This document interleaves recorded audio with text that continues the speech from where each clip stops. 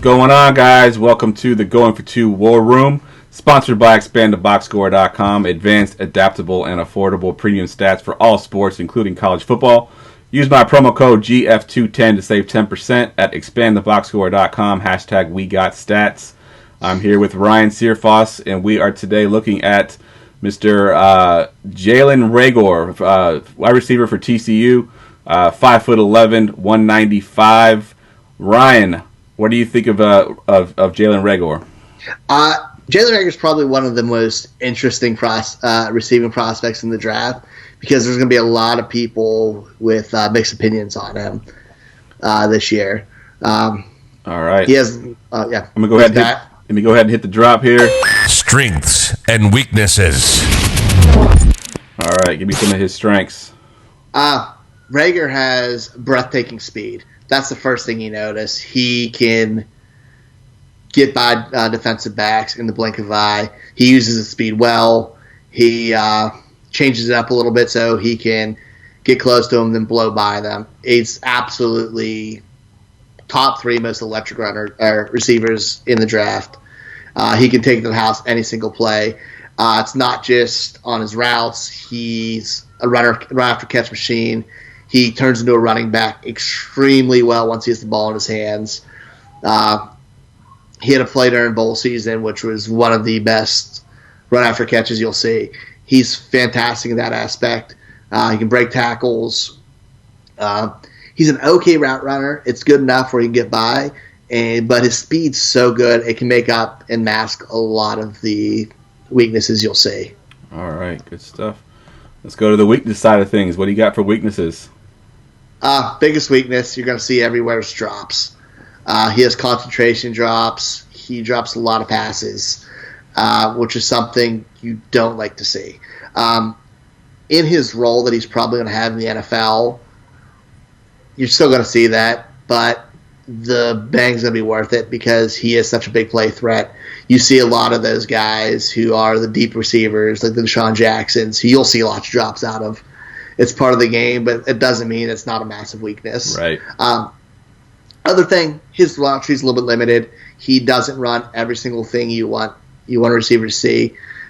He's more relegated to the routes you'll see out of a deep threat receiver. At TCU, that was his role, and you've seen a decline in yardage, but a lot of it is due to quarterback play there. But you would like to see him jump in his production from his sophomore to junior year, but we didn't see that. Gotcha. All right, let's do who, where, and when. All right.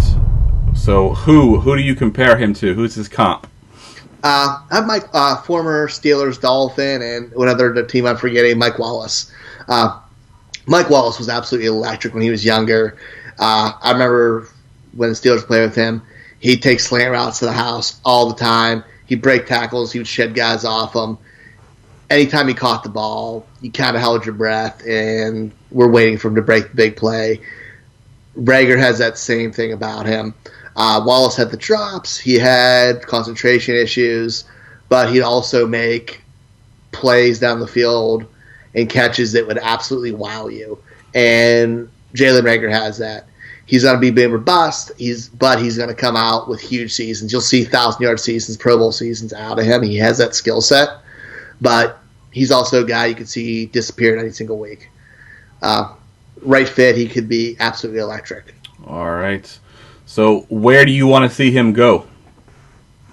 Right now I have him with Raiders. I think they lack a deep threat in that offense. He looked nice against Tyrell Williams, who's a more possession receiver, and had a run for also another possession receiver. They need somebody to spread the field a little bit and keep defenses on edge. He's the type of guy who requires you to do that. If it wasn't for another guy in this draft, I'd say he'd have been in the conversation for top 40 times, maybe last year, not this year. But he is top-notch NFL speed, and that's something the Raiders offense desperately needs. Yep, I agree 100%.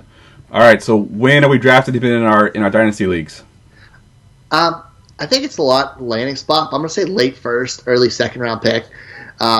He's a boomer bust guy, like we said. He's not going to be somebody who is going to put it up every game, but he might end up being one of those guys you're afraid to leave on your bench, like we've seen with some of the other guys like Brandon Cooks, where you don't want to leave him out just because he could put up 30 points in a week. That's worth a flyer at that point in the fantasy drafts, especially laying a position where he could be a major piece in the offense. Yep, good call. All right. The bottom line. All right, give me the bottom line on Jalen Reagor. Bottom line, Reagor is a top-tier deep threat receiver. He'll be starting either as a team's 1B or a 2. He's never going to be the man there. You're not going to see heavy volume out of him. But you could see 60 catches for that 1,000-yard range, maybe 6 to 8 touchdowns. I think he has potential to have monster games and disappear. He's going to be a little bit of a headache. Could take a little bit to get started at the next level, but he's going to have 1 or 2 weeks that rookie year that's going to make you very excited. Love him for best ball coming up there earlier. I love him as Dynasty. He may be somebody you want to hold steadfast on where you're not going to get frustrated too early, which I know we tend to do. He's that kind of guy you want to kind of hold and wait. But in the end, he could be a major Dynasty asset. All right, good stuff. Jalen Reagor, so you said he's a early second-round pick, right? Early second, yeah. All right. Late first, depending how things are going and your needs. All right, good stuff, guys. Jalen Reagor, early second-round pick. Check it out.